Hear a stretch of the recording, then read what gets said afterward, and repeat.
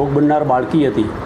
આ ઉપરાંત એની જે મોટી બહેન છે એ પોતે પણ સગીર વયની છે અને બંને બહેનો જે છે એ એની માતાનો જે સ્માર્ટફોન હતો એનો એ ઉપયોગ કરતી અને બંને બહેનોના થઈને લગભગ 7 જેટલા એમના ઇન્સ્ટાગ્રામના એકાઉન્ટ હતા, જેમાંથી 5 જેટલા બંધ હતા અને 2 એક્ટિવ હતા।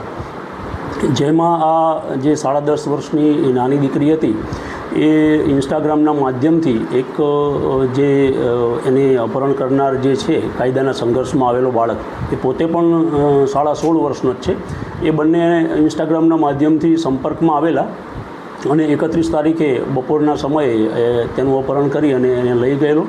તાત્કાલિક બીજા દિવસે હ્યુમન ઇન્ટેલિજન્સ અને ટેકનિકલ સોર્સની મદદથી પોલીસે જે આ ભોગ બનનાર છે અને કાયદાના સંઘર્ષમાં આવેલ જે કિશોર છે બંનેને શોધી કાઢેલ છે અને આગળની જે કંઈ કાયદેસરની કાર્યવાહી છે એ પોલીસે હાથ ધરેલ છે। અમારી તમામ માહિતીથી અપડેટ રહેવા માટે જોડાયેલા રહો S9 ન્યૂઝ સાથે।